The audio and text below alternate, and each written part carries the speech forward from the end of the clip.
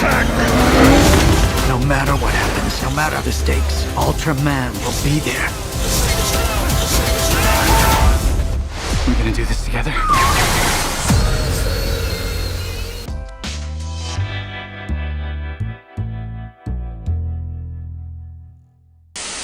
Okay, so I have a confession to make. Uh-oh. I was researching the three of you the other night and started freaking out when I made a few connections. Oh. Tamlyn and Gedde, I've loved your work for decades, from The Karate Kid Part 2 to UHF and Gremlins 2, the new batch.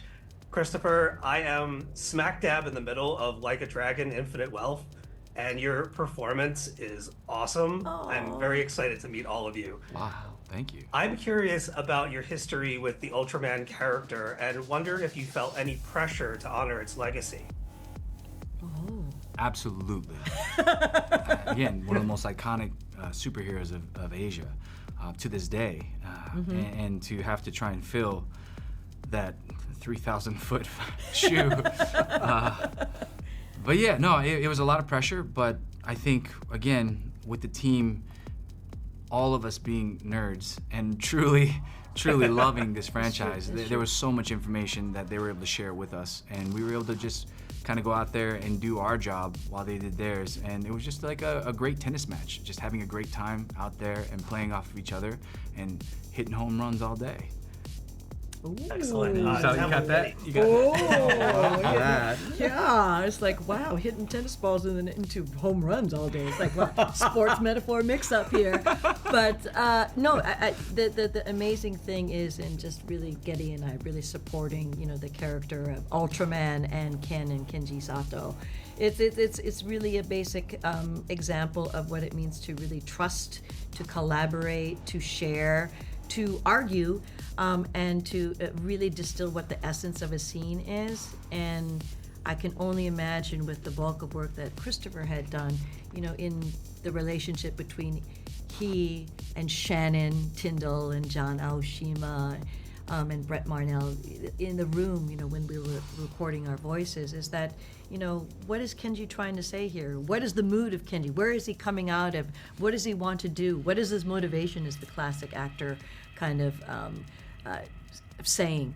But I think Christopher has really distilled what the essence of Ultraman is. It's like a reluctant hero, but a necessary one, and not only a hero to others, but also his own self, his own hero to himself, because one must be able to redeem oneself in terms of his life story, as you see in Professor Sato, to be able to grow into your next evolution of yourself. And I think you see that between the two men here, the Sato boys. Hey, and Mina drop. just gives a great assist. No, I love that's that. Gedde, Mina's how the about lead. you? Quite true. Nina actually is the connector. No, I think. she is a connector, but it's the assistance of and actually, and I will gender it. It's motherly love. Yeah. It's motherly love. Just unrequited. A love for the beings that she has in her lives. Speaking of motherly love, I enjoyed the parental growing pains aspect of the plot a great deal. Did you bring any personal life experiences into the parenting exploits of the film? Both Gedde and I are not parents of children, not that I know of, but we're parents of a lot of younger actors, and a myriad of pets.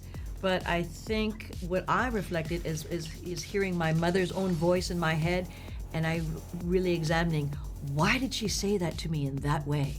And it's because of her special set of circumstances that I go, it's because that was the only way she knew how to say,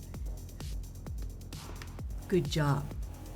Meaning, I love you, because she was not practiced in being able to say, I love you, which is not just a Japanese thing or an Asian thing. I think it's pretty universal for a parent to say to their child, I love you. It's kind of difficult because it's so vulnerable. I love that. That's fantastic. Thank you all so much for your time. Best of luck with the launch of the film. I really, really enjoyed it. It's been an honor. Thank you. Thank you. Thank you, Steve. Take care, brother. It's actually kind of cool fighting monsters. It's just, I'm not very good at it. Come on, seriously? Oh my god.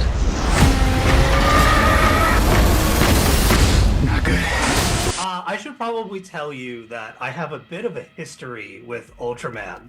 In the mid 80s, I broke 2 VCRs while watching the 1967 film repeatedly. I was obsessed.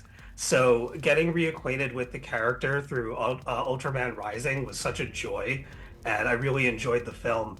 Regarding the plot of Ultraman Rising, how did you arrive at telling a surrogate parent tale in a world populated by kaiju and a larger-than-life hero? So it wasn't an Ultraman film. I first had the idea in 2001, and I loved Ultraman, and I'd reconnected with Ultraman having moved to Los Angeles.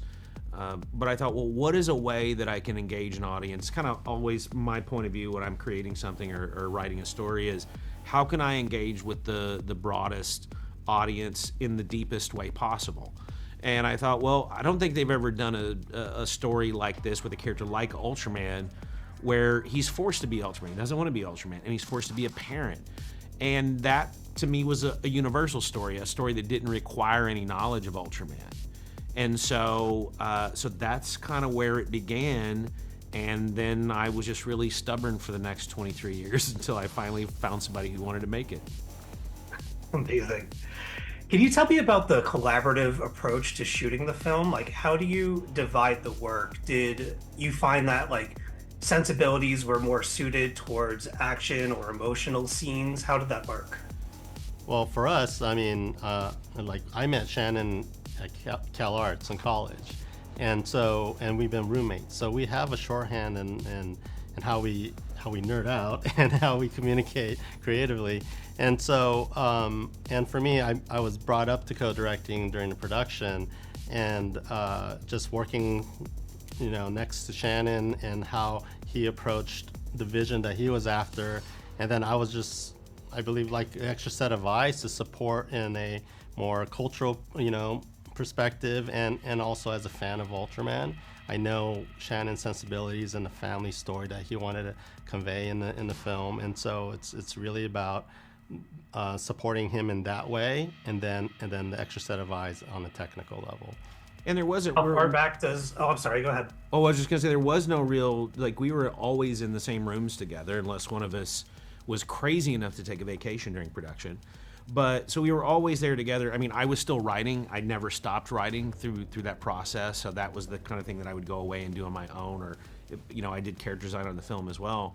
But it was really, working together, being on the same page every morning, getting together, and whether it was notes or feedback from the crew or challenges, like just deciding how we wanted to move forward in making the film, and then really trusting our incredible crew to support us in that endeavor as well.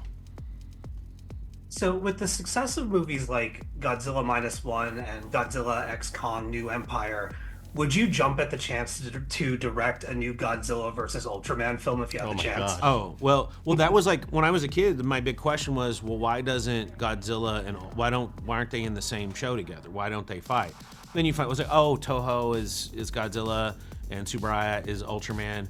But yeah, I mean, I would 1,000,000% say, like, that would be a blast if you could talk those folks into doing it. Let's do it.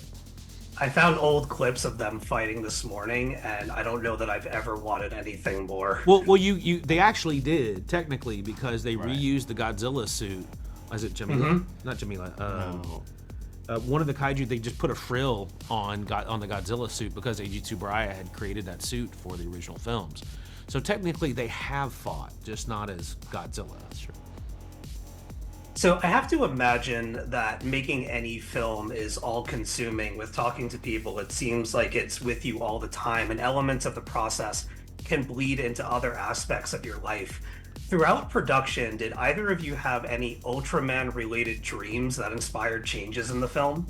Dreams. I couldn't. Oh my! It's such a stew now that I couldn't separate it. When you make a good stew and you let it sit overnight and it gets better, and you can't it just kind of merges and blends. That's kind of how it is. I have had ideas and dreams that I made, or ideas for scenes, but I would say the most thing that would bleed over is my stress-related dreams. Like, oh my God, how are we going to finish this movie on time? Oh my God, I don't want to do this note, and how hard do I fight not to do this note? Or are we can we get the talent that we want? That was really where I just having stress dreams or not sleeping. There's that too, where you don't dream at all. I'd say just approaching it from the fandom perspective and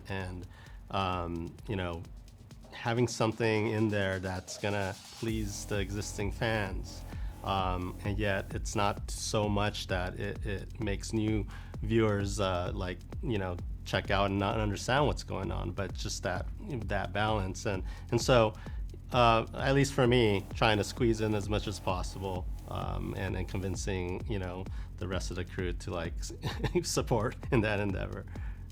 Right on. Well, thank you very much for your time, and best of luck with the launch of the film. It's a lot of fun. Thanks so much.